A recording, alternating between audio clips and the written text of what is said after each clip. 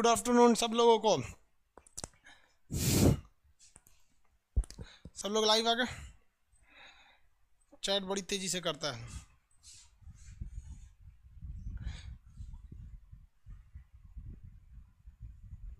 चलिए सब लोग को गुड आफ्टरनून। दर्शन दीजिए, दे दिए भाई।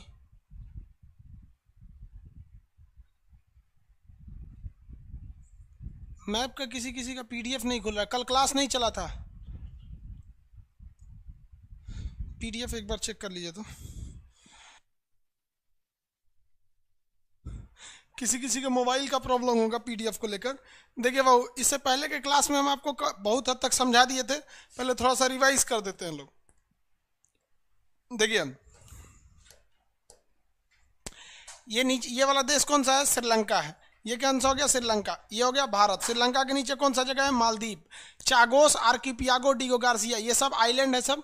डिगो गार्सिया मॉरिशस का था, लेकिन उसको कब्जा किसने कर लिया? ब्रिटेन ने कब्जा कर रखा है उस पर। ब्रिटेन ने उस पर क्या कर रखा है? कब्जा कर रखा है। ये यहाँ देखते चलेंगे। ये आपका कौन सा जगह है? मालदीव है यहाँ पर। ये श्रीलंका हो जाएगा, इंडिया। और ये यहाँ पे पाकिस्तान है। ये देखिए ये पाकिस्तान। सीपीसी इधर से सड़क निकलेगी। अफगानिस्तान पूरी तरह से कैसा कैसा एरिया था? पहाड़ी क्षेत्र है अफगानिस्तान। अफगानिस्तान की राजधानी क्या है? काबुल। अफगानिस्तान की राजधानी क्या है? काबुल है। कंधार उसका सबसे बड़ा शहर है। कंधार उसका अफगानिस्तान का। बताइए बामियान में किसकी मूर्ति थी? फटाफट बताएंगे लोग। बामियान में किस भगवान की मूर्ति थी? आंसर दीजिए। बामियान में किस भगवान की मूर्ति थी? भगवान बुद्ध की, महात्मा बुद्ध की मूर्ति थी बामियान में। बामियान में मूर्ति को तालिबान के आतंकवादियों ने क्या कर दिया था? तोड़ दिया था। समझा दिए थे यहाँ तक में। पाकिस्तान में ग्वादर बंदरगाह, कराची बंदरगाह, कई सारे बंदरगाह भी थे। महात्मा बुद्ध की मूर्ति थी। Mahatma Buddha, very good. महात्मा बुद्ध की मूर्ति थी। आगे बढ़े।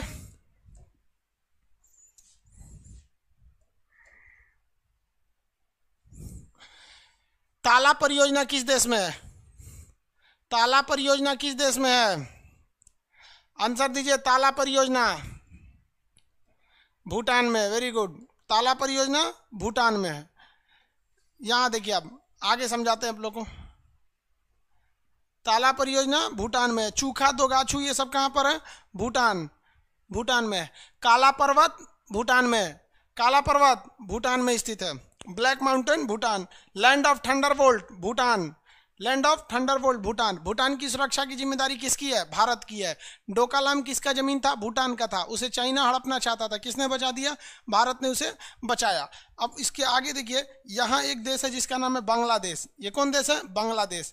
ये बांग्लादेश है। बांग्लादेश जो है, पहले इसका नाम पूर्वी पाकिस्तान था। बांग्लादेश का पुराना नाम क्या था? पूर्वी पाकिस्तान।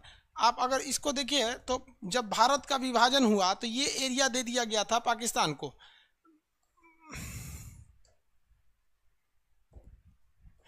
एक आदमी था जिसका नाम था सेरियल रेडक्लिफ। इतना बड़ा लोल था, वो भारत का विभाजन कर दिया 10 मिनट में पकड़ के। क्या किया? यहाँ जितना पुलिस स्टेशन थे सारे पुलिस स्टेशन को मिलाया, एगो नक्शा खींच दिया। कहा ये वाला एरिया पूर्वी पाकिस्तान हो गया। और इधर जितने पुलिस स्टेशन थे सबको नक्शा को मिला दिया, इसे कह दिया ये वाला पश्चिमी पाकिस्तान हो गया। तो ये वाला कौन सा पाकिस्तान है भैया? पश्चिमी पाकिस्तान। उस वक्त का ये पश्चिमी पाकिस्तान था।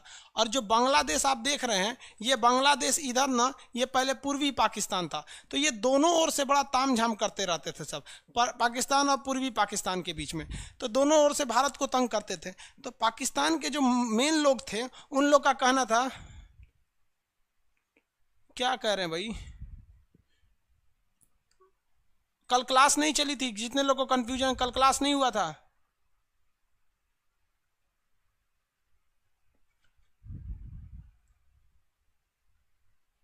श्री हरि श्रीवास्तव, इनका पीडीएफ क्या इनवैलिड बता रहा है? पीडीएफ इनवैलिड बता रहा है क्या? अगर इनवैलिड बता रहा होगा तो चेक कर लेंगे। हालांकि यार इनवैलिड तो बताना नहीं चाहिए, किसी किसी के मोबाइल में बता सकता है। ये वाला जो एरिया है ये बांग्लादेश। तो पहले इसका नाम था पूर्वी पाकिस्तान। समझते चलिए। इधर पहले सार्क वाला आज कंप्लीट कर लेंगे हम लोग, सार्क के बारे में। क्योंकि नेपाल बता ही दिए हैं, हिमालय बस बचा हुआ है नेपाल में। तो जब हिमालय अलग से पढ़ाएंगे तो नेपाल बताएंगे। तो ये जो एरिया देख रहे हैं, ये एरिया, इस एरिया में अगर आप देखेंगे तो ये पूर्वी पाकिस्तान था। यहाँ मुस्लिम ज़्यादा थे और ये भी मुस्लिम ज़्यादा थे। लेकिन इन दोनों में एक अलग कन्फ्यूजन था। इन लोगों को लगता था, पश्चिमी पाकिस्तान वालों को, कि ये अच्छे हैं, ये ज़्यादा श्रेष्ठ माने जाते हैं, यानी इनको बहुत अपने आप को बहादुर और पढ़ा लिखा समझते थे। और ये वाले लोग खुद इन वाले लोगों को ये लोग अनपढ़ समझते थे, पूर्वी पाकिस्तान के लोगों को। तो पूर्वी पाकिस्तान वाले लोग काफ़ी ज़्यादा खफा रहते थे। इसी बीच क्या हुआ कि शेख मुजीबुर रहमान यहाँ से चुनाव जीत गए, और चुनाव में इतना ज़्यादा वोट मिला कि उनको पश्चिमी पाकिस्तान वालों से भी ज़्यादा वोट मिल गया। तो यहाँ के शासकों ने शेख मुजीबुर रहमान को क्या किया था, बंधक बना लिया, जिस वजह से इधर बहुत ज़्यादा लोग भड़क गए थे। पाकिस्तान वालों ने क्या किया था, इस पूर्वी पाकिस्तान के लोगों को इज्जत लूट लिया, मर्डर कर दिया, लाखों महिलाओं का बलात्कार कर दिया, ये पश्चिमी पाकिस्तान वाले लोग। तो ये हम हिंदुस्तानियों से क्या करेंगे भाई, जब तुम लोग अपने देश में मार काट करोगे तो हम लोग तो भाई तुम्हारे दुश्मन ठहरे, हम लोग क्या कर पाएंगे। तो इस वजह से यहाँ के लोग परेशान हो गए। तो इंदिरा गांधी के पास आए थे शेख मुजीबुर रहमान। तो इंदिरा गांधी ने कहा था कि आप अपनी फ़ौज बनाइए, हम मदद करेंगे। तो यहाँ पर इन लोगों ने अपनी फ़ौज बनाया, जिसका नाम था मुक्ति वाहिनी। मुक्ति वाहिनी को भारतीय सेना ने चारों ओर से मदद किया, नौसेना, वायुसेना, थल सेना, तीनों ओर से मदद किया गया। हमारी वायुसेना भी हमला की थी, थल सेना भी हमला की थी। थल सेना में जनरल जैकब जो थे, इनका प्लानिंग बहुत अच्छा था। निर्मलजीत सिंह अरोड़ा थे, सैम हारमूस जी, फ्रेम जी मानेकशॉ थे। तो उस समय थल सेना प्रमुख कौन थे, मानेकशॉ। मानेकशॉ ने जिम्मेदारी किसका दिया, निर्मलजीत सिंह अरोड़ा को। और निर्मलजीत सिंह अरोड़ा ने जनरल जैकब को अंदर भेजा था। जनरल जैकब ने बहुत खतरनाक प्लान बनाया और यहाँ पाकिस्तानियों को धोना चालू कर दिया। और जब यहाँ पाकिस्तानी धोआने लगे सब, तब इनको लगा कि भैया अब हम मदद कैसे मांगेंगे। और यहाँ इनको डबल लोग धो रहे थे, एक हिंदुस्तानी लोग धो रहे थे, दूसरा मुक्ति वाहिनी के लोग धो रहे थे। वहाँ पे लड़कियों का आप रेप करेंगे, मर्डर करेंगे। अपने देश में तो कोई आपको देश वाला मानेगा नहीं, तो बांग्लादेश के साथ बहुत ज़्यादा ही अत्याचार कर रहा था। तो इसमें भारत को भी फायदा हो गया। अब पाकिस्तान को लग गया कि हमारे हाथ से ये वाला एरिया जो पूर्वी पाकिस्तान है कहीं निकल ना जाए। तो इसने क्या किया, हथियारों की सप्लाई करना चालू किया पश्चिमी पाकिस्तान से। इस साइड से क्या किया, हथियारों की सप्लाई चालू किया। तो भारत ने नेवी लगा दिया। हमारा विमान वाहक पोत जिसका नाम था विक्रांत, उसको पूरी तरह से नीचे लगा दिया गया। और हमारे वायुसेना, नौसेना के जितने भी खतरनाक युद्धक जहाज थे, विमान वाहक बोट, पनडुब्बी इत्यादि को यहाँ लगा दिया गया। पाकिस्तानियों की जो सप्लाई चेन थी यहाँ की, इसको हम लोगों ने ध्वस्त कर दिया। हमारा सबसे खतरनाक जहाज जो था, जिसका नाम था विक्रांत, उसको यहाँ लगा दिया गया। तो नीचे से धो रही थी नेवी, इस साइड से आर्मी और ऊपर से एयरफोर्स। ये लगातार बम बरसा रहे थे सब। लगातार बम बरसाने की वजह से यहाँ पर जो पाकिस्तानी थे, इनका रीढ़ टूटते जा रहा था। अब पाकिस्तान की इधर से सप्लाई नहीं हो पा रही थी। जो इधर पाकिस्तानी फौजी बचे थे, इन लोग को तो पूरा का पूरा इंडियन आर्मी, मुक्ति वाहिनी, नौसेना, वायुसेना मिलकर धो रही थी। पाकिस्तान को लगा कि भैया हमारे हाथ से पूर्वी पाकिस्तान चला जाएगा। तो ये जो था, पूर्वी पाकिस्तान को बचाने के लिए पाकिस्तान अमेरिका के पास भीख मांगने लगा, भैया अमेरिका हमको बचा लीजिए, हमारा ये वाला एरिया निकल जाएगा हाथ से। अमेरिका ने इसमें जब एंट्री मारी तो पूरा माहौल ही बदल के रख दिया था। आगे देखें, एक सेकंड बाबू, ये लोग कौन कौन कमेंट कर रहे हैं।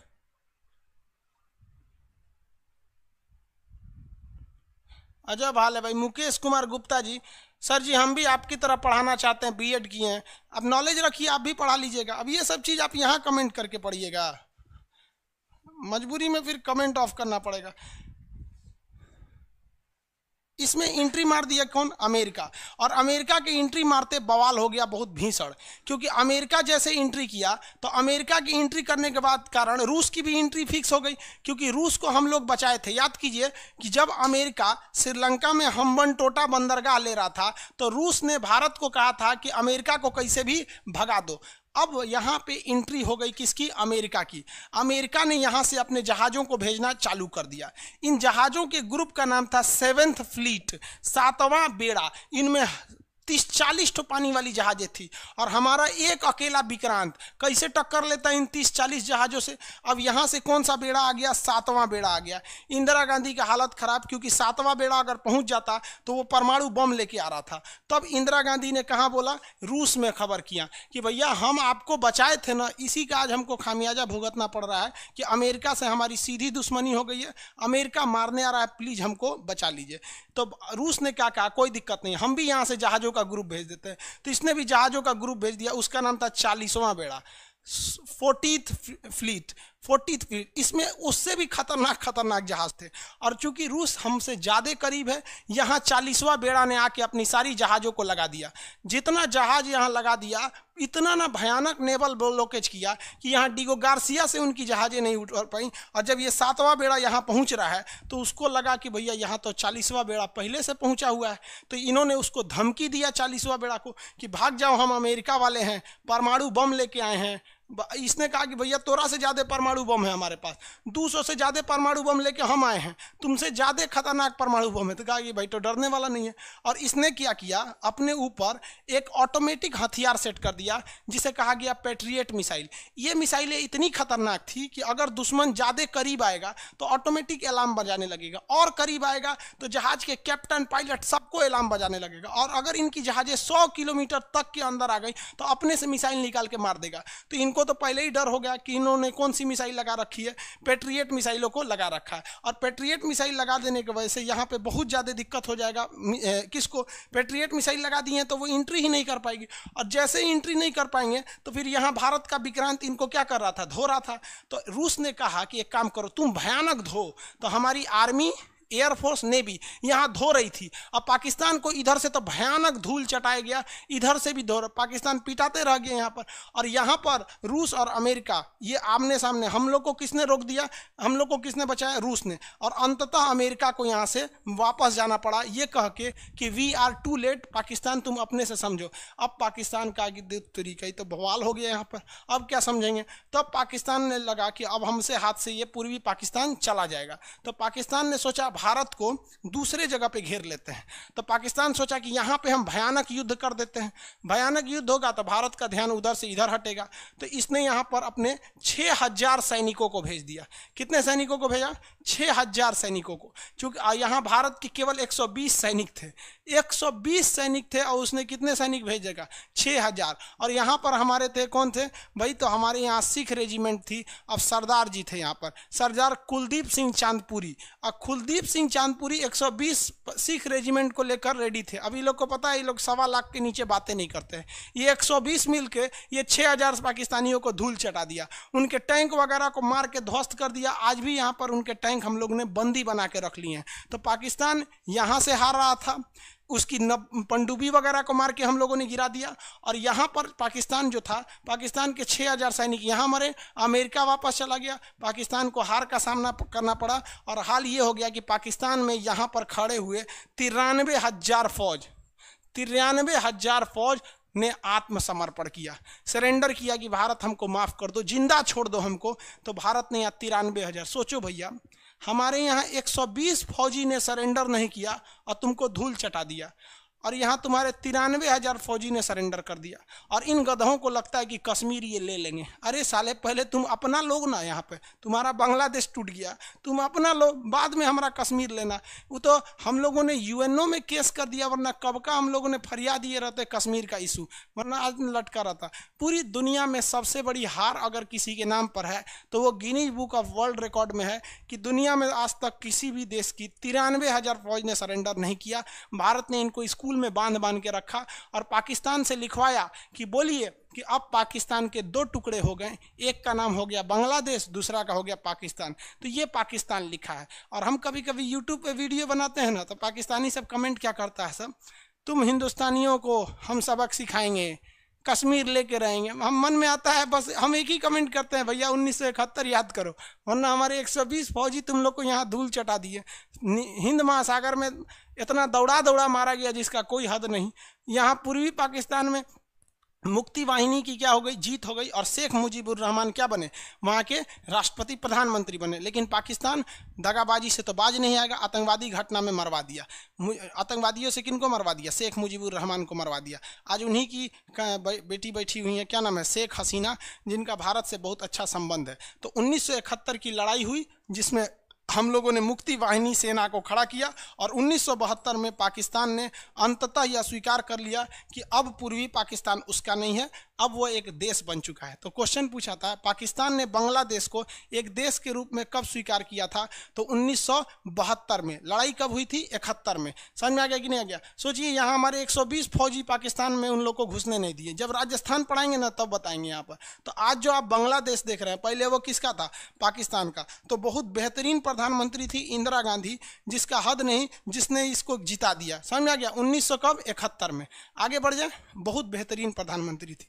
हम एक न्यूज़ देख रहे थे तो जिसमें एक आदमी क्या कह रहा था कि 1971 का भारत ने युद्ध इसलिए जीता क्योंकि उस समय बीजेपी विपक्ष में थे। अरे भैया, बीजेपी का गठन हुआ था 1980 में, उससे 9 साल पहले ये घटना हो चुकी थी। देखिए, कांग्रेस में सबसे बेहतरीन प्रधानमंत्री अगर कोई था तो वो इंदिरा गांधी थी। बाकी नेहरू के अंदर दूरदर्शिता नहीं थी, विश्वास बहुत ज़्यादा कर लेता था, बहुत खतरनाक। अब आप बताइए, अगर इंदिरा गांधी ये कदम नहीं उठाई रहती तो आज ये क्या रहता, पूर्वी पाकिस्तान। और आपको पता है क्या होता कि ये वाला एरिया में पाकिस्तान ये एरिया किसको दे देता, आप आइडिया लगाइए, चाइना को दे देता। और चाइना यहाँ पे भी आके अपनी फौज खड़ा कर लेता। और ये फौज खड़ा करने के बाद हम लोग 3 ओर से घिर जाते लोग, इधर से भी घिर जाते लोग, और इधर से तो अभी घिरे, और ऊपर से चाइना से। भारत को इतना टॉर्चर करता, इसलिए इंदिरा गांधी ने इसको बहुत बेहतरीन ढंग से भांप लिया और उसने पहले ही इसको तोड़ दिया। और वो उस समय युद्ध के उस समय सेना प्रमुख कौन थे, मानेक शॉ थे। क्या थे, मानेक शॉ। पूरा नाम था सैम हारमूस जी, फ्रेम जी, जमशेद जी, मानेक शॉ।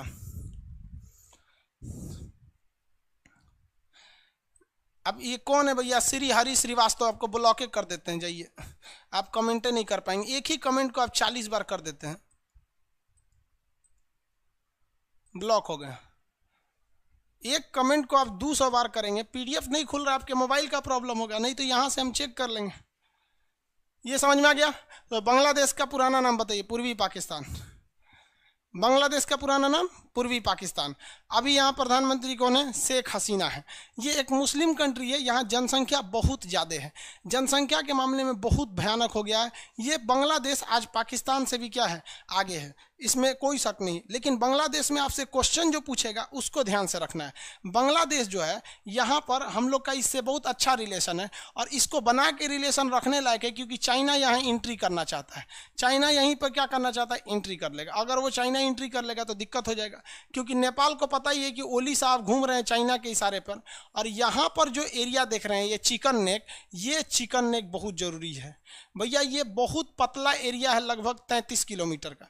इतना पतला एरिया है कि अगर यहाँ पर चाइना आ जाए, ज़रा देखिए, यहाँ पर चाइना की फ़ौज आ जाए ये एरिया में, और यहाँ पर बांग्लादेश अपना एरिया चाइना को दे दे, तो बहुत 1 घंटा लगेगा इस एरिया को काट देने में। और जैसे ये एरिया कट जाएगा, हमारा ये वाले राज्य क्या हो जाएंगे, अलग थलग पड़ जाएंगे। इसलिए इस पतले रास्ता को हम लोग सिलीगुड़ी कॉरिडोर या चिकन नेक कहते हैं। ये जब इंडिया पढ़ाएंगे तब बताएंगे। इसलिए बांग्लादेश से भारत का संबंध रहना जरूरी है, और अभी अच्छा संबंध भी है बांग्लादेश से। हालांकि बांग्लादेश शरणार्थियों को लेकर हम लोगों ने एनआरसी लाया था। एनआरसी में ये कहा गया था शुरुआत में कि जो लोग एनआरसी लिस्ट में नहीं आएंगे उन लोग को बांग्लादेश लौटा दिया जाएगा। लेकिन मोदी जी ने बांग्लादेश को स्पष्ट कर दिया कि किसी को लौटाया नहीं जाएगा।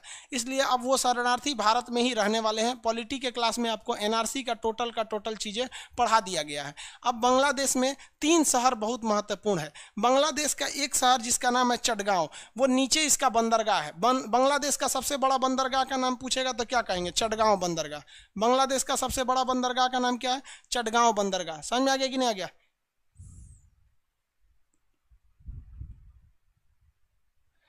ये बेवकूफ़ सब ऐसा काम करता है ना, जिसका पीडीएफ नहीं ओपन हो रहा है, एक बार एप्लीकेशन अनइंस्टॉल करके चालू कर दो। यहाँ आके एक एक को हम बताएंगे। आपका मोबाइल पुराना वर्जन का है, क्या चीज़ है, आप लोग ऑनलाइन होशियार लड़का सबके लिए होता है। एक से एक बेवकूफ़ आता है, यहाँ लिखते जा रहा है सर, कमेंटें बंद कर देंगे। अगले बैच से आएंगे ना, कमेंट बंद कर देंगे, चुपचाप पढ़िएगा, चल जाइएगा। बेवकूफ़ नहीं सोचता है, सब नहीं हो रहा है तो फिर किसी दूसरे जो मोबाइल का होशियार है उससे कुछ पता कर लें।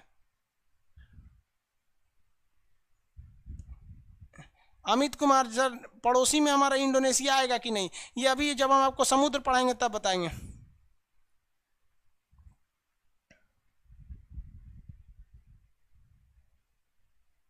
ले कौन बकलोलवा 36वां एडिशन लिया है किताब का। कोई भी किताब लिए रहेंगे, आप जो किताब खोलें लिए हैं उसमें आप बांग्लादेश का खोल के देखेंगे, यहाँ पे मिलेगा चटगांव बंदरगाह। जो भी बुक लिए हैं लोग एटलस, उसमें खोल के देखिए, नीचे मिलेगा चटगांव बंदरगाह। आपका क्वेश्चन पूछा हुआ था, क्वेश्चन में याद रखिए कि चटगांव में एक सैनिकों के लिए अंग्रेजों ने, पहले तो अंग्रेजों का कब्जा तो यहाँ तक था पूरे भारत में, उन्होंने अपना एक आर्मरी बनाया था, एक बहुत बड़ा गोदाम बनाया था जिसमें गोला बारूद रखा था। उसे किसने लूट लिया था? आंसर दीजिए। चटगांव शस्त्रागार यानी चटगांव की जो आर्मरी थी उसे किसने लूट लिया था? आंसर दीजिए। चटगांव शस्त्रागार किसने लूट लिया था? आंसर जल्दी। चटगांव शस्त्रागार लूटने वाला, आंसर दीजिए।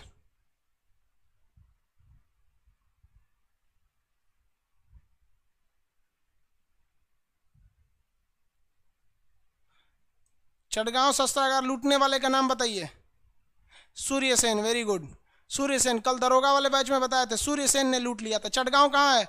बांग्लादेश में। सूर्यसेन ने इसे लूट लिया था और पूरे हथियार को किसको बांट दिया? अंग्रेजों को। पूरे हथियार को किसको बांट दिया? लोगों में बांट दिया। मटेरियल में ये लिखा हुआ है, जितनी चीज़ें हैं ना वो लिखा हुआ है, आपको लिखने की खास ज़रूरत नहीं है, वहाँ A to Z लिखा हुआ है, बस आपको एटलस खोल के इसको रंगना है। कहाँ पे है वो? एटलस खोल लिए, यहाँ पे रंगिए, चटगांव शस्त्रागार, याद रहेगा। चटगांव बंदरगाह है जिसे चाइना लेना चाहता है, लेकिन चाइना एक तरह से डील को कंप्लीट भी कर दिया था। अचानक एंट्री हुई नरेंद्र मोदी और इनका शेख हसीना का। शेख हसीना दिल्ली आई तो मोदी जी जो थे वो प्रोटोकॉल तोड़ दिए। प्रोटोकॉल का मतलब होता है नियम कानून। नियम ये है कि प्रधानमंत्री किसी को रिसीव करने नहीं जाएगा, लेकिन मोदी जी कहें यार शेख हसीना आ रही है, हम जाएंगे रिसीव करने। मोदी जी रिसीव करके आए उनको, अब पता नहीं क्या क्या गाड़ी में बैठ के समझा दिए, ऐसे ऐसे आई शेख हसीना, प्रेस कॉन्फ्रेंस कहती हम चीन को नहीं देंगे। बहुत अच्छा, मोदी जी ऐसे समझाने में एक नंबर है। तो ये हो गया आपका चटगांव बंदरगाह। बांग्लादेश के बीचों बीच में देखेंगे तो एक शहर मिलेगा ढाका, जो उसकी राजधानी है, और वहीं पे मिलेगा नारायणगंज। आप एटलस खोल के बैठिए बांग्लादेश का, ढाका और नारायणगंज, ढाका और नारायणगंज, ढाका और नारायणगंज मिल जाएगा आपको अंदर, ढाका तथा नारायणगंज।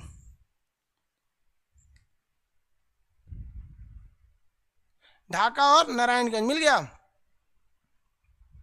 जल्दी जल्दी ढूंढिए, जिनको नहीं मिल रहा है बांग्लादेश का नक्शा खोलिए। आपको पता होना चाहिए कि हम कहाँ पढ़ाने वाले हैं। अब बांग्लादेश के बाद म्यांमार पढ़ाएंगे। ये ढाका, ढाका बांग्लादेश की क्या है? राजधानी है। यहाँ जूट बहुत ज़्यादा मिलता है। जूट समझते हैं ना, बोरा, जो ठंडी के दिन में जानवरों को ओढ़ा दिया जाता है बोरा, वो जूट के कपड़े वो यहाँ पे बहुत ज़्यादा बनते हैं, जूट का। तो जूट का सबसे बड़ा मंडी जो है वो नारायणगंज में है। बांग्लादेश की राजधानी ढाका के करीब है। तो बांग्लादेश में बस 3 शहर याद रखेंगे, नारायणगंज जूट के लिए, ढाका राजधानी के लिए है, और चटगांव बंदरगाह है जो चीन लेना चाहता था लेकिन अभी नहीं ले पाया। ये हमारे लिए बहुत ज़रूरी है। बांग्लादेश से हमारी सबसे लंबी सीमा लगती है। हमारी सबसे लंबी सीमा किससे लगती है? बांग्लादेश से। हालांकि अगर बांग्लादेश से देखेंगे तो 3 विवाद है भारत का। क्वेश्चन आपको जब इंडिया पढ़ाएंगे ना, तो जब बंगाल पढ़ाएंगे, वेस्ट बंगाल, तो वहाँ बताएंगे पश्चिम बंगाल और बांग्लादेश के बीच 3 विवाद चलते हैं, जो हमेशा क्वेश्चन आता है। एक न्यू मुरे द्वीप को लेकर विवाद चलता है, दूसरा 3 बीघा कॉरिडोर को लेकर विवाद चलता है, और तीसरा जो विवाद चलता है वो तीस्ता नदी को लेकर चलता है। तो ये बांग्लादेश जब पढ़ाएंगे ना, तो बांग्लादेश में हम आपको इस चीज़ को बताएंगे। अभी इसको बस याद रखेंगे, पूर्वी पाकिस्तान। ये समझ में आ गया? पूर्वी पाकिस्तान का नाम क्या हो गया? अब बांग्लादेश हो गया। हमसे इसका काफ़ी अच्छा संबंध है। चिकन नेक किसके किसके बीच में है? तो भारत और बांग्लादेश के बीच का एक पतला रास्ता क्या कहलाता है? चिकन नेक कहलाता है। ये देश कौन सा हो गया? भूटान। और ये वाला कौन सा हो गया? नेपाल। बताइए, अब सार्क में कितने देश थे? सार्क में 8 देश। नीचे में कौन सा होगा? मालदीव, श्रीलंका, भारत, पाकिस्तान, नेपाल, भूटान, भारत, पाकिस्तान, अफगानिस्तान, नेपाल, भूटान, बांग्लादेश। अब हम आंसर पूछते हैं आपसे, क्वेश्चन पूछते हैं, फटाफट आंसर दीजिएगा। बामियान किस देश में? आंसर चाहिए तुरंत।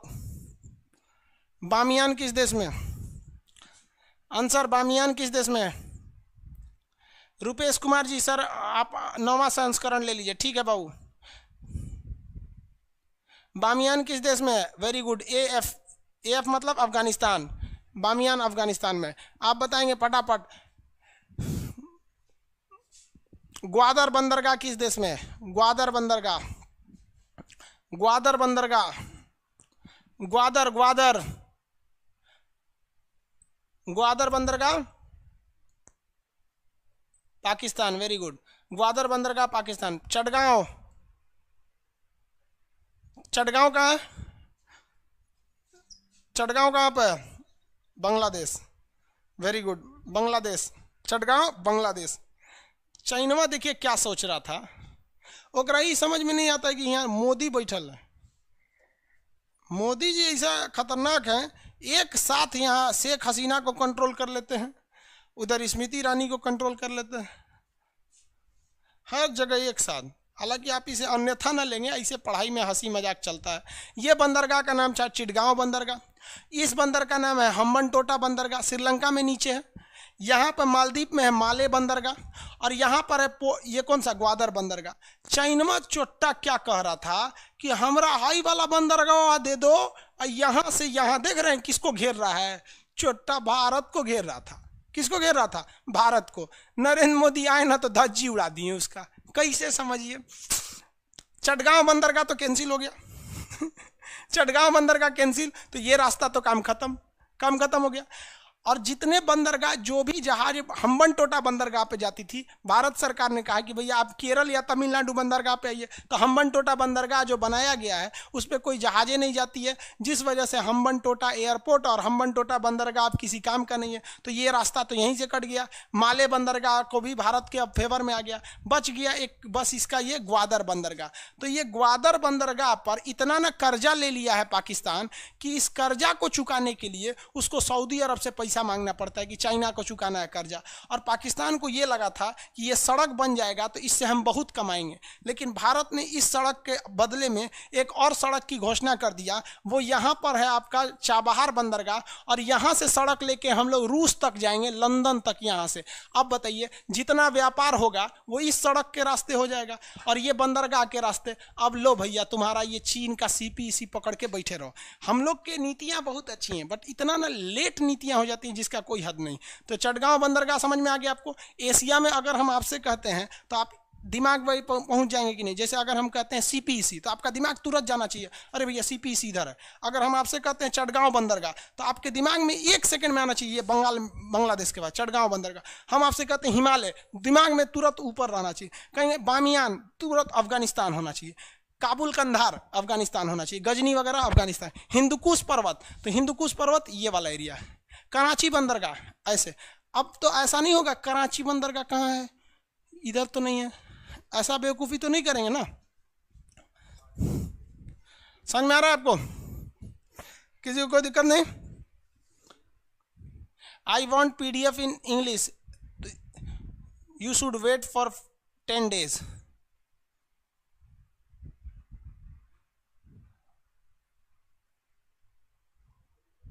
आप कौन है भैया? अभय कुमार सर, मैं औरंगाबाद से हूँ, आज मेरा पहला क्लास है। KBC मुकेश दुबे पूछ रहे हैं कि सर 3 दिन पहले चिकन नेक के बारे में कौन बनेगा करोड़पति में पूछा था। KBC में पूछा होगा भाई, ऐसा नहीं है। आपको इसमें हर एक चीज़ें मिलेंगी आपको जानने के लिए। हल्का सा बस आपको सब्र करना है। जिनका PDF नहीं खुल रहा है वो आपको एक बार इंस्टॉल करके फिर करेंगे, फिर PDF खुलेगा। वहाँ पर आपके मोबाइल के वर्जन का भी डिफरेंस हो जाता है, कौन सा वर्जन का मोबाइल है किसका नहीं है, उसमें ये सारी चीज़ें लिखी गई हैं। हम आपको मंगलवार या बुधवार को PDF में जो जो खाली जगह दिया गया है उसको भरवाएंगे। आप उसको दुकान पर जाके हार्ड कॉपी निकलवा लीजिएगा एक किताब के शक्ल में, हम उसको भरवाएंगे। अब हम आपसे ये वाला एरिया, सार्क एरिया देख लिए। देखिए ध्यान से, आप अगर दिमाग में बैठाएंगे ना तो आपके अंदर ये वाला एरिया दिमाग में बैठ चुका है। ये है मालदीव, टूरिस्ट के लिए है। श्रीलंका वाला बता दिए, पाकिस्तान, अफगानिस्तान, नेपाल, भूटान, बांग्लादेश बता दिए ना। किसी को कोई दिक्कत नहीं है? आसियान में एंट्री मारे, ये एरिया बता दिए ना एशिया का। आपके दिमाग में एशिया के एरिया, आसियान में एंट्री कर दें, जल्दी जल्दी बताएंगे। सिलीगुड़ी, अरे वही है सिलीगुड़ी। इंडिया आएंगे तब ना पढ़ाएंगे जी। विपुल कुमार, भोजपुरी में PDF। आप लोग मजाक करेंगे वो बंद कर देंगे।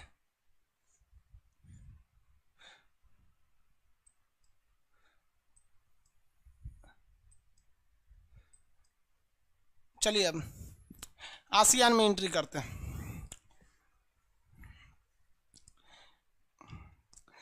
भारत सरकार जो है ना एक जगह गलती कर रही है हल्का सा। कहाँ पे गलती कर रही है? तो म्यांमार के साइड में। चलिए समझाते हैं। यहाँ आप शांति से समझिए आप लोग म्यांमार को। ये देश कौन सा है? म्यांमार। म्यांमार जो है वो इंडिया को कनेक्ट कर देता है इस एरिया से। म्यांमार पहले भारत का ही हिस्सा था। कमेंट बंद कर लीजिए अब आप लोग, सीधे यहाँ समझिए वरना समझ में नहीं आएगा। हम दूसरा नक्शा खोलने जा रहे हैं, बस आपको इतना आइडिया बता दे रहे हैं कि म्यांमार हमारे पूर्वोत्तर राज्यों से सटता है, नॉर्थ ईस्ट राज्यों से सट जाता है और इधर घुसने की कोशिश कर रहा है। कहाँ पर? चटगांव बंदरगाह से। और इस एरिया का हमारा डेवलपमेंट ज़्यादा नहीं हुआ है, यहाँ डेवलपमेंट ज़्यादा नहीं हुआ है। तो भारत ना म्यांमार का एक बंदरगाह है जिसका नाम है सितवे बंदरगाह, और ये सितवे बंदरगाह कलकत्ता से जोड़ दिया जाएगा। कौन से बंदरगाह को? कलकत्ता और सितवे बंदरगाह को जोड़ दिया जाएगा। तो क्वेश्चन पूछेगा कि कलकत्ता से म्यांमार के किस बंदरगाह को जोड़ा जाएगा? तो सितवे बंदरगाह को जोड़ा जाएगा। याद रखेंगे बंदरगाह का नाम सितवे बंदरगाह। और इसके बाद इसमें एक नदी आएगी, उस नदी पर बोट चलाया जाएगा। उस नदी का नाम है कालादान नदी। क्या नाम है? कालादान नदी। और कालादान नदी के बाद फिर इसे सड़क पर लाके इस एरिया से जोड़ दिया जाएगा। तो हमारा जो एरिया है बेहतरीन ढंग से जुड़ जाएगा इस एरिया से। आप कहेंगे कि भाई गवर्नमेंट तो पगला गई है। काहे पगला गई है? तो भैया हम यहाँ पानी वाली जहाज से आएंगे सितवे बंदरगाह तक, फिर उसके बाद नाव से जाएंगे हम लोग कालादान नदी पर, फिर सड़क से जाएंगे हम लोग कहाँ पर?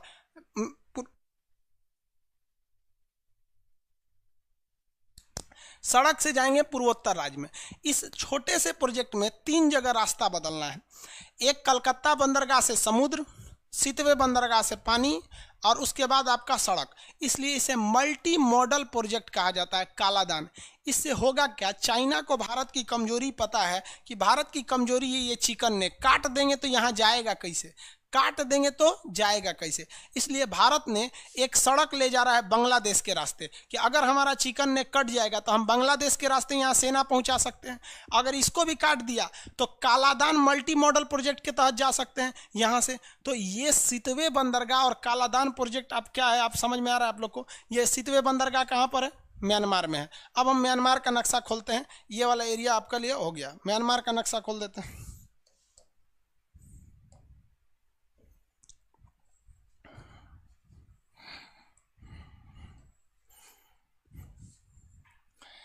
ये म्यांमार है। म्यांमार का पुराना नाम बता सकते हैं? म्यांमार का पुराना नाम जल्दी जल्दी बताइए तो। म्यांमार का पुराना नाम?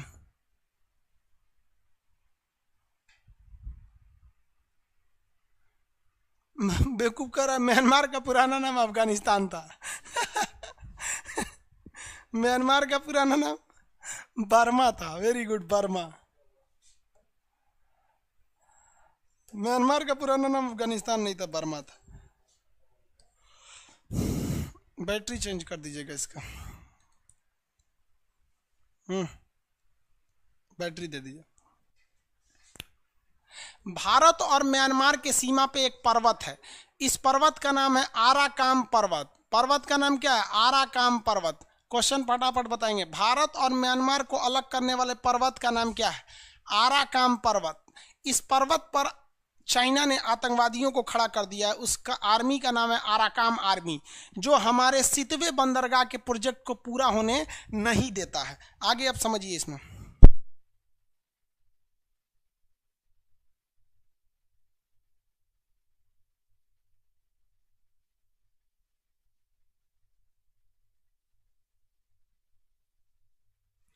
बाबू यूपीएससी में पूछा था कि भारत के जो नॉर्थ ईस्ट के स्टेट हैं, खास करके असम, नागालैंड, ये लोग डेवलप क्यों नहीं करते हैं? तो एक्चुअली इन लोग को डेवलप कब करेंगे? जब आप इसे इंटरनेशनल चीज़ से जोड़ेंगे। तो ये इधर का एरिया आपको भारत दिख रहा है, यहाँ तक तो किसी को दिक्कत नहीं है। भारत का ये वाला एरिया दिख रहा है।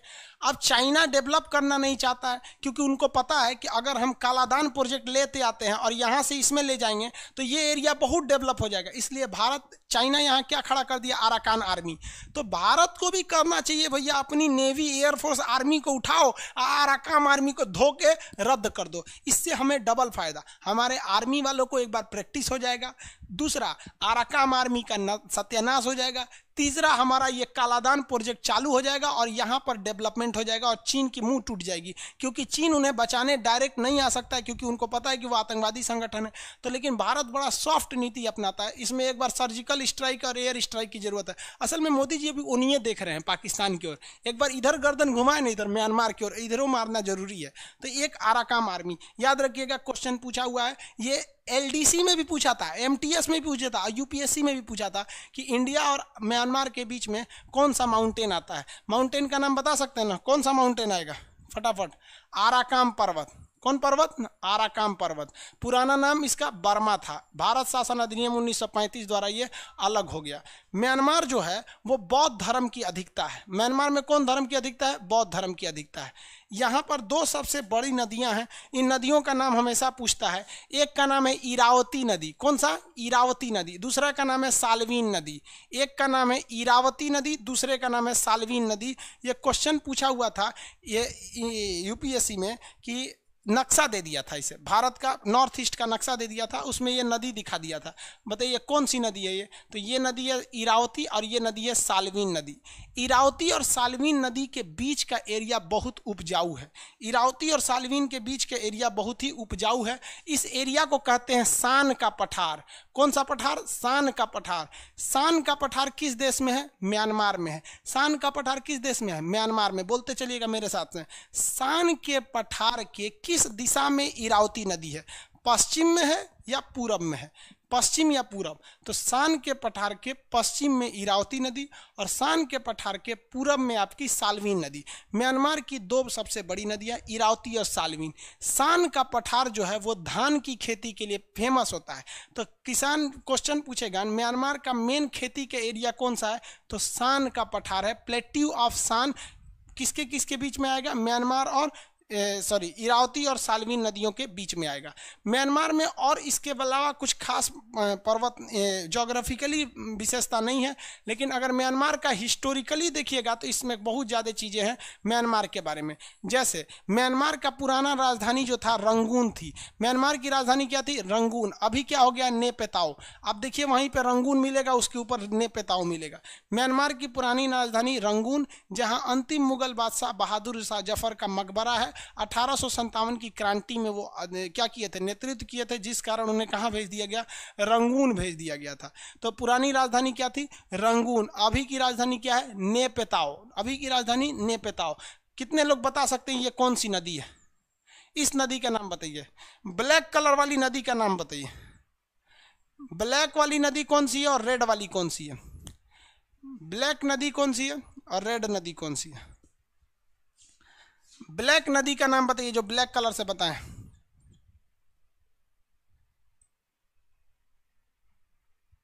ब्लैक कलर से इरावती। रेड कलर से कौन सा है? रेड कलर वाली बताइए तो।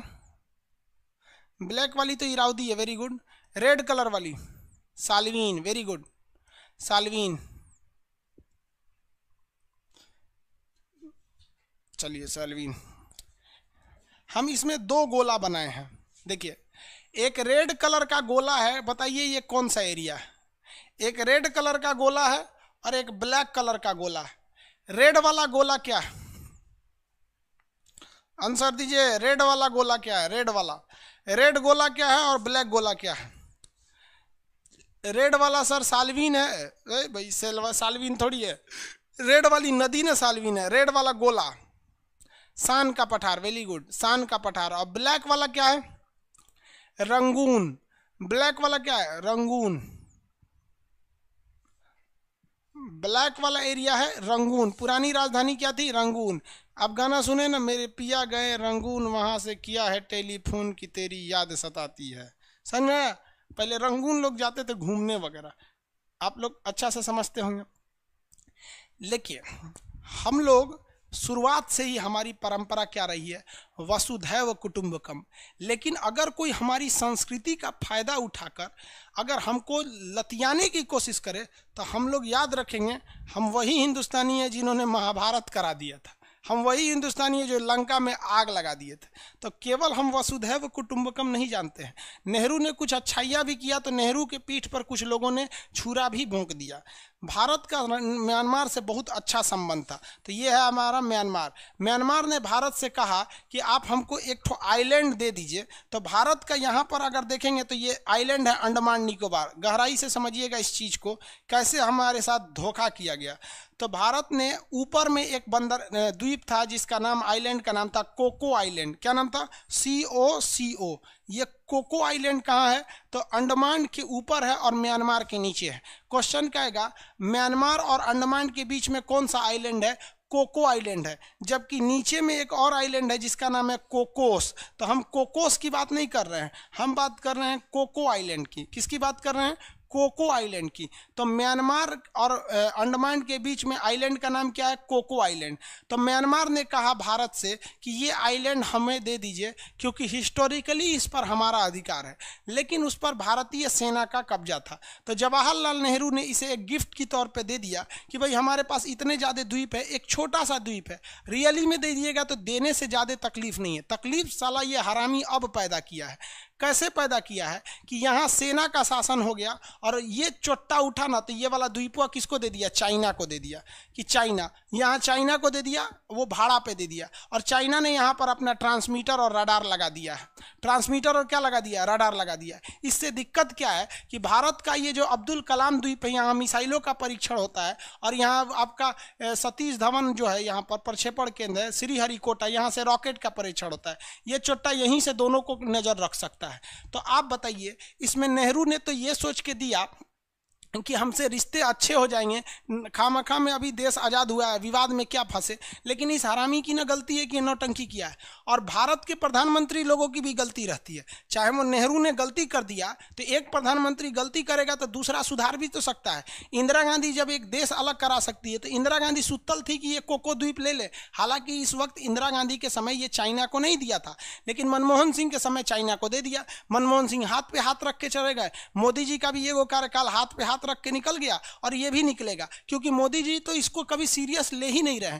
मोदी जी को भी कहना चाहिए कि भैया देखो म्यांमार, हमने तुमको, हमारे जो जवाहरलाल नेहरू प्रधानमंत्री थे, हमने तुमको गिफ्ट दिया था, तो ये बात सही है, हम तुमको गिफ्ट आज भी देते हैं, लेकिन हमारे शत्रु देश को तुम यहां बचाओगे, ले आओगे तो हम ये गिफ्ट वापस ले लेंगे। तो आप डिसाइड करो भैया कि तुम ये म्यांमार, तुम चाइना को वापस भगाओगे कि हम द्वीप ले ले। तो इसमें म्यांमार चोट्टा साला कुछ बोलेगा नहीं, तो भारत को कुछ नहीं करना चाहिए। भारत को वैज्ञानिक मुंबई में बैठे हैं सब भाभा एटॉमिक रिसर्च सेंटर पे, इन वैज्ञानिकों को कहना चाहिए कि भैया तुम एगो नया परमाणु बम लाओ और तुम यहां पर अंडमान निकोबार में छोड़ दो।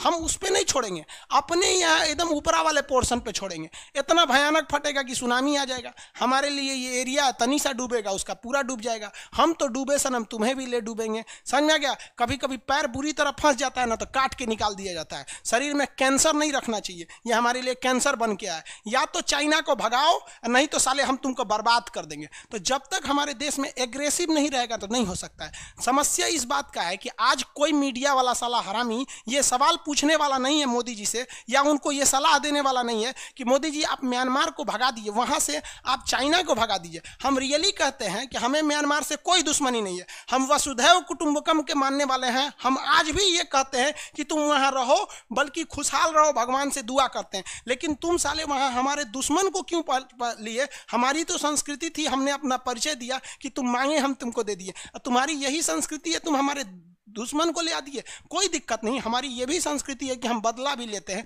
और ये लिया जाएगा। इस बात को लिख के रखिए कि कहीं आपको सौभाग्य प्राप्त हुआ कि भारत के आप प्रधानमंत्री बनिएगा, तो हमारे लिए ये गुरु दक्षिणा समझ जाइएगा कि आप इसको लेकर आइएगा, और तब हम समझेंगे कि हमारा शिक्षक बनना इस जीवन में सफल हो गया, कि हमारा कोई विद्यार्थी प्रधानमंत्री बना। और आंख में आंख डाल के AK-47 दिखा के लेके आना है कि साले या तो वहां से चाइना से भगाओ, नहीं तो हम तोरा बर्बाद कर देंगे यहाँ पे। तब सब ये समझेंगे। सब ये गलती हो रही है लेकिन कोई समझाने वाला नहीं है। हम सब लोग तो भक्ति में लगे हुए हैं। लोग भाई देश जा रहा है, आप इसको समझिए ना। मीडिया वाले सालों को क्या मतलब बनता है? उधर एगो अंजना बैठी है, एगो रूबिका बैठी है, इस सबको कोई मतलब ही नहीं है। समझ में आ रहा है कि नहीं सर?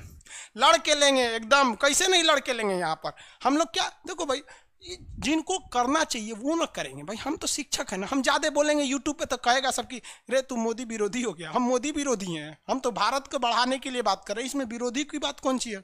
हाँ, और अपने देश की बात करना विरोध कहलाता है, तो समझ जाओ कि हम विरोधी हैं। आगे समझ, इसीलिए ये सब बात हम यूट्यूब पे नहीं बोल सकते। यूट्यूब पे बोलेंगे ना तुरंत बवाल हो जाएगा।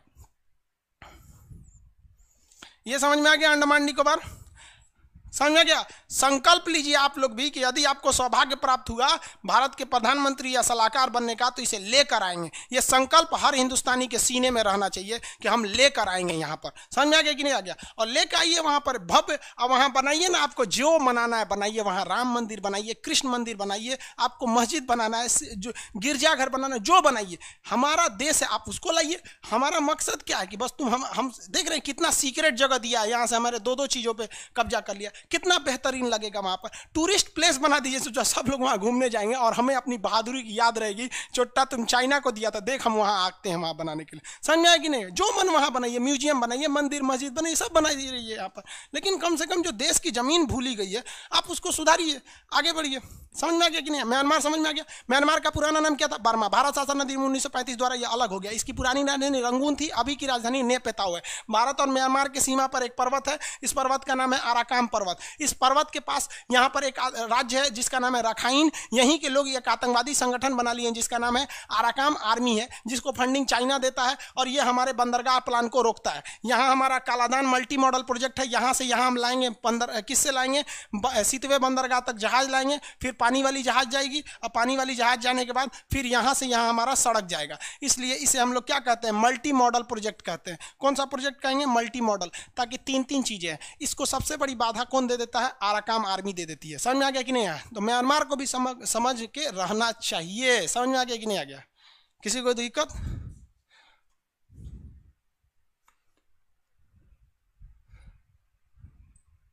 आ गया? अरे बकलोल भाई, अनइंस्टॉल के बाद भी नहीं दिख रहा है तो तू शांति से रहो, हम चेक करके कल बताएंगे। सर यूट्यूब पर भी बताइए, हम लोग आपके साथ हैं, हमको पता है आप लोग अपने साथ हैं हमारे। लेकिन कुछ लोग जो है ना वो ये नहीं देखते हैं कि हम बोल क्या रहे हैं, ये नहीं देखते हैं हम देश के लिए बोल रहे हैं। कुछ लोग बस क्या देख लेते हैं कि मेरे नाम के आगे क्या लिखा है? खान। समझ आ गया? इसलिए समस्या ये है। आगे बढ़ते हैं। म्यांमार समझ में आ गया होगा आप लोग को। ये वाली नदी कौन सी है? इरावती। ये वाली साल्वीन। बीच में कौन सा पठार है? इरावती साल्वीन, सान का पठार है। कौन सा पठार? सान का पठार। म्यांमार में हाथियां वगैरह ज़्यादा पाई जाती हैं, हालांकि थाईलैंड में हाथियां ज़्यादा। म्यांमार में ना महात्मा बुद्ध की बहुत ज़्यादा पूजा होती है। यहाँ पर एक बहुत बड़ी समस्या क्या थी आपको बता ही देते। तालिबान के लोगों ने क्या गिरा दिया? बामियान की मंदिर, महात्मा बुद्ध की मूर्ति गिरा दिया। तो यहाँ इन लोगों ने मुसलमानों को गोली मार के गिरा दिया। यहाँ पर क्या बात करें, यहाँ पर भी किसी को कोई दिक्कत? विराटू था जो यहाँ पर रोहिंग्या मुसलमानों को मारने वाला नेता का नाम था विराटू। विराटू उस समय का बहुत खतरनाक नेता था। ये 2014-15 की घटना है, अभी की नहीं है। समझा क्या? 16 की घटना, 15-16 की। आगे देखते हैं हम। सर आपने क्यों यूपीएससी सॉल्व नहीं किया? यूपीएससी का क्वेश्चन सॉल्व करा देंगे बाबू, अभी टाइम नहीं है। सीतवे प्रोजेक्ट इफेक्ट करेगा कोको की वजह से। देखिए बाबू, सीतवे प्रोजेक्ट को इफेक्टेड कर देगा कोको की वजह से। हम कोको वापस थोड़ी ले रहे हैं उससे, हम कह रहे हैं यहाँ से चाइना को वापस कर दो। ये कोई मतलब बनता है कि एक हाथ काट देगा नहीं तो दूसरा? ये कोई मतलब बनेगा? यहाँ पर सीतवे नहीं देगा, नहीं देगा। हमारा कोकोस उससे ज़्यादा खतरनाक है। हम क्या कह रहे हैं कि भैया तुम कोकोस लो, तुम्हें मन है तो बोलो हम कोको वाले पर होटल बना देते हैं अपने पैसा से, बोलो हम बिजली घर बना देते हैं, हम हर एक सुख सुविधाएं दे देते हैं। हमने अफगानिस्तान को दिया कि नहीं दिया? क्या पैसा लिए? फ्री में बना के दिए हम लोग, हम इसको दे देंगे लोग। समझ में आ गया कि नहीं आ गया? लेकिन हमारा कहना है कि हमारे भारत माँ की जो जमीन है इसे कोई गिरवी नहीं रख सकता है हम लोग के आगे, छीन के लेके आएंगे हम लोग, कोई दिक्कत नहीं है। जिस तरह से चाणक्य ने चंद्रगुप्त मौर्य को पैदा किया और मतलब कहने का सेंस उसको राजा तक बनाया और उसे आगे ले जाएगा और उसके मदद से वो धनानंद के अत्याचार को खत्म किया। मेरा भी प्रण है कि हम पढ़ा के एक ना एक दिन तो ऐसा एक अपने लिए चंद्रगुप्त मौर्य खड़ा करेंगे और वह लेके आएगा हमारा कोकोज, और उस दिन हम समझेंगे कि भारत माँ का कर्ज हमने चुका दिया और मेरा जीवन सार्थक हो गया। आप टेंशन नहीं लीजिए, हम काम कर रहे हैं, हमारा नीति बहुत दूर तक है। यहाँ पर कोई ना कोई तो आएगा जो वापस लेकर आएगा। आगे वाला देश है जिसका नाम है थाईलैंड। ये वाला देश का नाम क्या है? थाईलैंड। थाईलैंड के बारे में समझते हैं। म्यांमार का पड़ोसी है थाईलैंड, बट चाइना से इसकी बॉर्डर नहीं लगते हैं। म्यांमार का बॉर्डर चाइना से नहीं लगता है, देखिए सॉरी म्यांमार का लगता है, थाईलैंड का नहीं लगता है। ये पकड़ो भैया, देखो ये वाला जगह कौन सा है? थाईलैंड। दिख रहा है आप लोग को? जगह कौन है? थाईलैंड है। इसको कलर कर देते, आप ही लोग में से लाइएगा भाई, मेरा सपना पूरा करिए। थाईलैंड जो है यहाँ पे हाथियां बहुत ज़्यादा होती हैं, यहाँ कई हाथियां सफ़ेद रंग की होती है। तो थाईलैंड को अक्सर क्वेश्चन पूछता है, सफ़ेद हाथियों का देश किसे कहते हैं? थाईलैंड को कहते हैं। थाईलैंड जो है ये डेवलप कंट्री है, ये टूरिस्ट के लिए यहाँ लोग ज़्यादा जाते हैं। बैंकॉक टूरिस्ट ये सब ये लोग यहाँ पर ज़्यादा जाते हैं, यहाँ का कल्चर में टूरिस्ट ज़्यादा है यहाँ पर थाईलैंड में। थाईलैंड जो है इलेक्ट्रॉनिक्स चीज़ को उत्पादन में बहुत ज़्यादा है। थाईलैंड में एलईडी टीवी ना 2000 रुपये में टीवी मिल जाती है थाईलैंड में। समझ में आ गया कि नहीं? ये देश कौन सा है आपका? थाईलैंड। थाईलैंड में बैंकॉक जो जगह है वो थाईलैंड की राजधानी है। बैंकॉक से थोड़ी दूरी पर एक जगह है जिसका नाम है फुगेट। फुगेट जो है टूरिस्ट प्लेस के लिए बहुत ज़्यादा फेमस होता है, टूरिस्ट के लिए। तो ये आपका हो गया भैया, आपका कौन सा जगह? थाईलैंड। थाईलैंड जो है ये इलेक्ट्रॉनिक्स के लिए ज़्यादा है। अब भारत ने इसके इलेक्ट्रॉनिक्स पर बैन लगा दिया है, क्योंकि अगर ये इलेक्ट्रॉनिक की दुनिया में भारत में एंट्री मारेगा ना, तो फिर भारत के इलेक्ट्रॉनिक बाजार क्या हो जाएंगे? बंद हो जाएंगे। इसकी अगर बाउंड्री देखेंगे तो इसकी बाउंड्री चाइना से नहीं लगती है। दिख रहा है आपको? चाइना से इसकी बाउंड्री नहीं लगेगी। ये चाइना है, इससे बाउंड्री इसकी नहीं लगती है थाईलैंड से। आगे बढ़े, क्या हो गया भाई?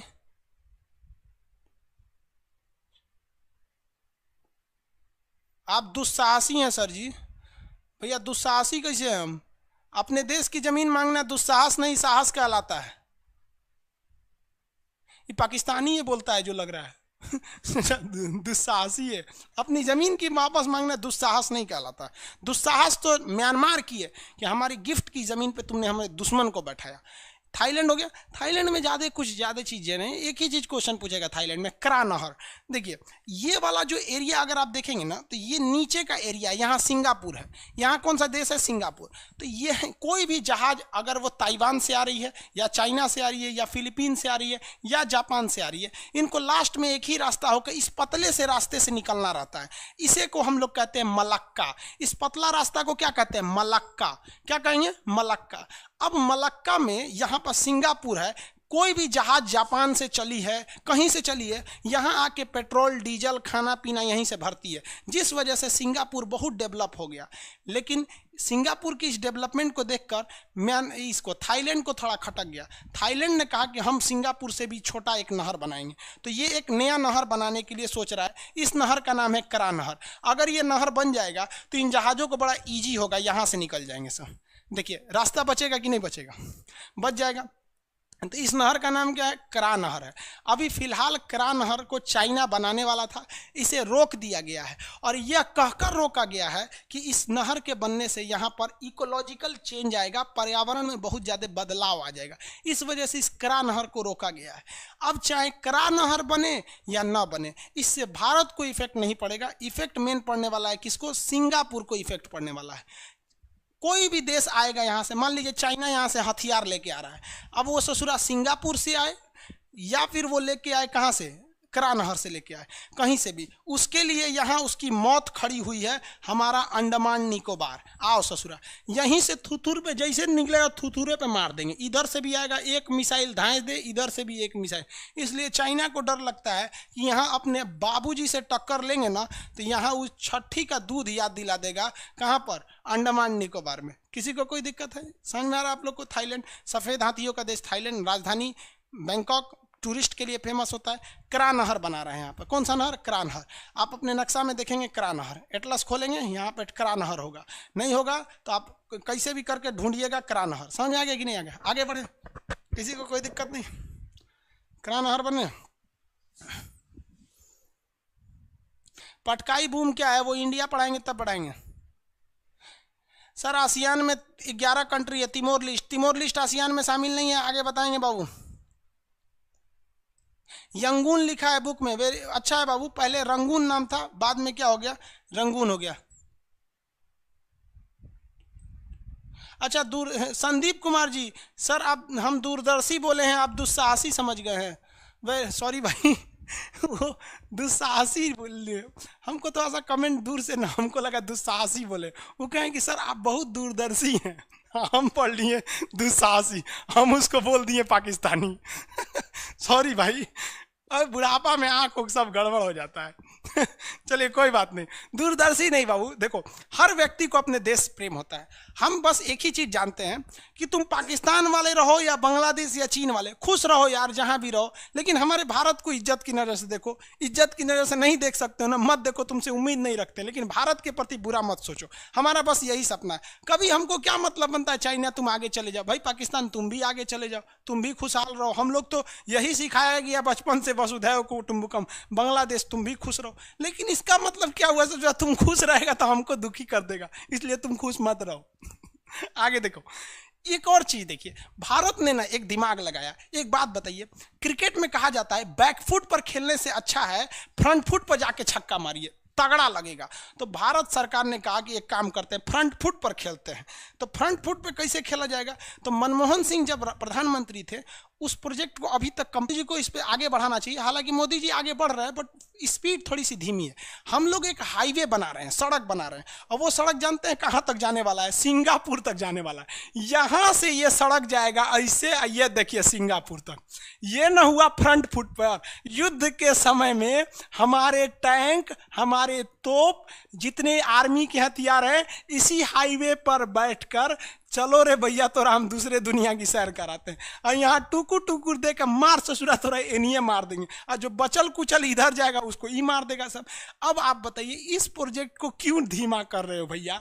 इससे क्या होगा? युद्ध के समय में फायदा होगा, हमारा यहाँ सीमेंट उद्योग बढ़ेगा, रोजगार मिलेगा, पूर्वोत्तर भारत के लोग इधर सिंगापुर से जुड़ जाएंगे, डेवलपमेंट होगा। तो जो हमारे यहाँ व्यापार होता है, इतने देशों से व्यापार सीधे यहाँ होगा। ये वाला एरिया जो है, जो अति पिछड़ा भारत में आता है, ये अति पिछड़ा भारत का दिल्ली और मुंबई से ज़्यादा डेवलप हो जाएगा। बताओ ना, दिल्ली में कौन देश से आता है व्यापार? नहीं ना आता है, इधर ही उधर से आता है।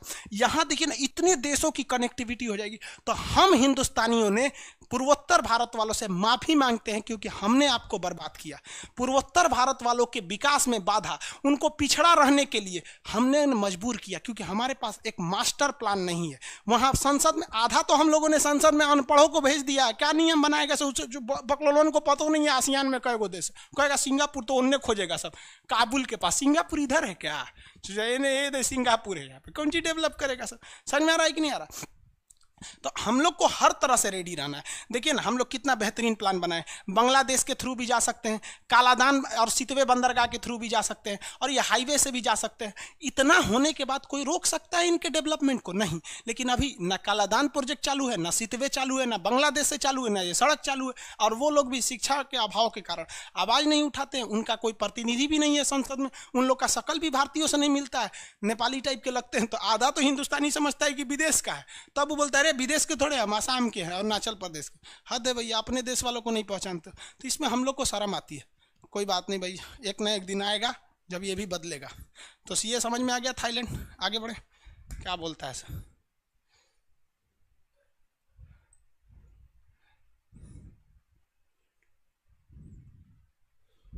कोको वाला अजय कुमार कह रहे हैं सर, कोको वाला वीडियो डाल दीजिए। किस पर?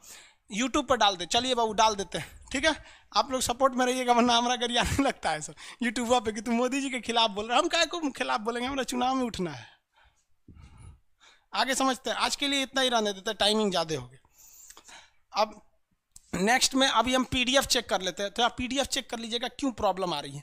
नेक्स्ट क्लास आपको हम बताते हैं। देखिए, आप अपने एटलस में ये ढूंढिएगा, चाहे जिस भी पब्लिकेशन का लिए होंगे, कि लाओस कैसा दिखता है, कंबोडिया, वियतनाम कैसा दिखता है, और ये मलेशिया, यानी सिंगापुर के इन 5 देशों को आप ढूंढिएगा और मटेरियल से देख के पढ़िएगा कि उसमें कौन सा शहर बताए हैं और इसमें कौन सा शहर की चर्चा है।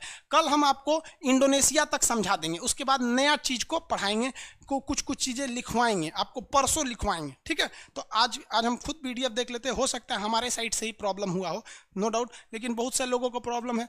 आगे समझे? सीतवे सर यूट्यूब पे कोको वाला द्वीप बढ़ा दिया, एकदम डाल देंगे भाई। मांडले वगैरह, मांडले उसका बीच का एक शहर है सर। आगे देखते हैं। देखिए, ज्योग्राफी का भी बैच आएगा, बट आप नक्शा पढ़ लेंगे। नक्शा पढ़ने का ज्योग्राफी में लड़का फेल क्यों होता है? ज्योग्राफी में उसे 4 चीज़ पढ़ना है। देखो भैया, एक पढ़ना है उसे एस्ट्रोनॉमी, दूसरा पढ़ना है उसको जियोलॉजी, एक पढ़ना है जियोग्राफी, एक पढ़ना है उसको टोपोग्राफी। समझ में गया? और इसके अलावे भी उसको बहुत सारी चीज़ों को पढ़ना है। तो ये सारी चीज़ों का बैच आएंगे सब, इसको मोटा मोटी मान के चलिए 10-12 तारीख से जो भी बैच आएगा बाबू ना, उसको हम गारंटी करते हैं कि 60% आप ही लोग से भरेंगे। 60%। जब एडमिशन 60% हो जाएगा तब जाके यूट्यूब पर बोलेंगे कि भैया क्लास है, क्योंकि हम आपको हमारे फर्स्ट बैच के स्टूडेंट हैं, आप लोग के लिए एकदम दी जान से एकदम लगे रहेंगे। आपको देखें, आपको इंडिया वर्ल्ड प्लस सब चीज़ आपको 150 रुपया फीस लिए, बाद में 200 किए। आज के लिए हम इतना ही रहने देते हैं, ठीक है?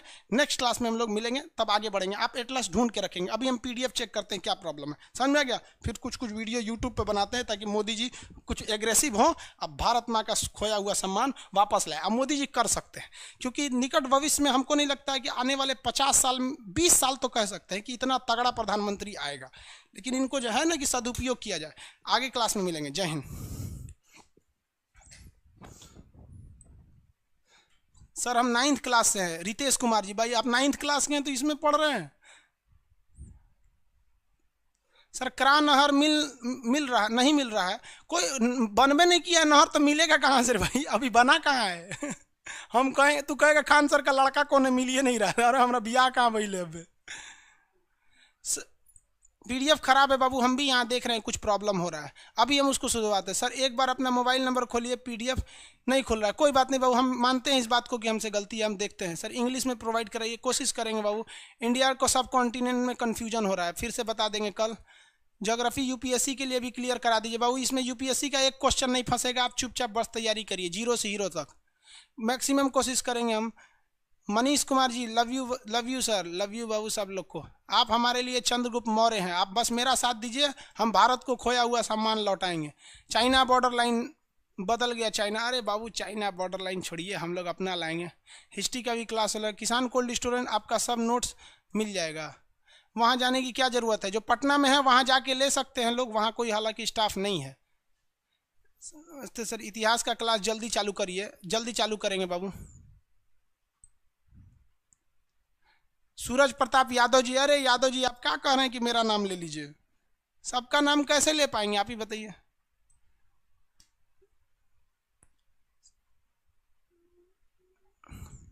अंडमान निकोबार को कैसे डेवलप करेंगे सब बताएंगे बाबू, ठीक है? अब नेक्स्ट क्लास में मिलेंगे। आज के लिए इतना ही, आज के लिए इतना ही रहने देते हैं। जय हिंद।